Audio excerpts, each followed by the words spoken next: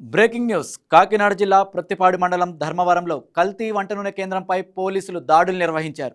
నిబంధనలు పాటించకుండా వంట నూనె తయారు చేస్తున్న వారిని అదుపులోకి తీసుకున్నారు. వారి నుంచి 15 నకిలీ oil tins, 4 crude oil tins స్వాధీనం చేసుకుని పోలీస్ స్టేషన్కు తరలించారు. జంతువుల క్రొవ్వు, క్రూడ్ ఆయిల్ కలిపి మరగబెట్టి వంట నూనె తయారు చేస్తున్నట్లు పోలీసుల విచారణలో తేలిందని డీఎస్పీ శ్రీహరిరాజు తెలిపారు.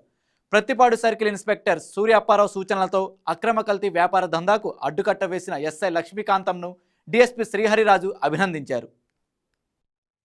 ఈ జంతు క్రొవ్వులు వాటిని అడల్టరేషన్ చేసి ఎవరైతే చేస్తున్న దాని మీద నిఘా పెట్టమని మాకు ఆదేశాలు ఇవ్వడం జరిగింది. గతంలో కూడా మాకు సంబంధించి తునిలో ఇలాంటి కేసు ఒకటి రిపోర్ట్ అవ్వడం జరిగింది. ఇందులో భాగంగా నిన్నటి దినం 26వ తారీఖున ధర్మవరం గ్రామం నుంచి వచ్చిన ఇన్ఫర్మేషన్తో మన ఎస్ఐ గారు లక్ష్మీకాంతం గారు మధ్యవర్తులైనటువంటి రెవెన్యూ ఆఫీసర్ సమక్షంలో దాడి చేయడం, ఆ దాడిలో బండారు ఫణిప్రసాద్ అనే వ్యక్తిని అనుమానాస్పదంగా పట్టుకుని వెరిఫై చేస్తే ఇది పెద్ద స్కామ్ అనొచ్చు. ఒక పెద్ద ఫుడ్ అడల్టరేషన్ సంబంధించి పెద్ద ఎత్తున ఆయన తయారు చేస్తున్నాడు.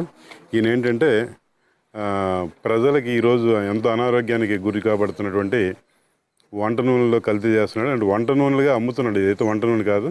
ఈయన ఏంటంటే కాకినాడ పోర్ట్ అందరికీ తెలిసింది, అక్కడి నుంచి క్రూడ్ ఆయిల్ తెస్తున్నాడు.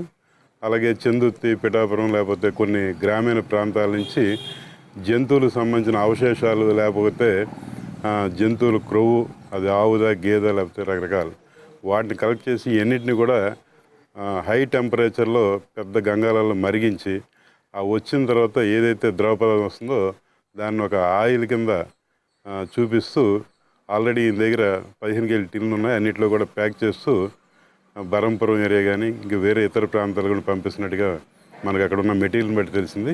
అంటే ఇన్వెస్టిగేషన్ ప్రాసెస్లో ఉందండి.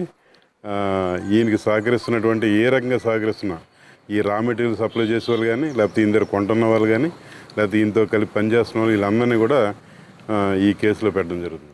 హాయ్ వ్యూయర్స్, ఈ వీడియో మీకు నచ్చినట్లయితే లైక్ కొట్టి షేర్ చేసి వైకే టీవీని సబ్స్క్రైబ్ చేసుకోండి.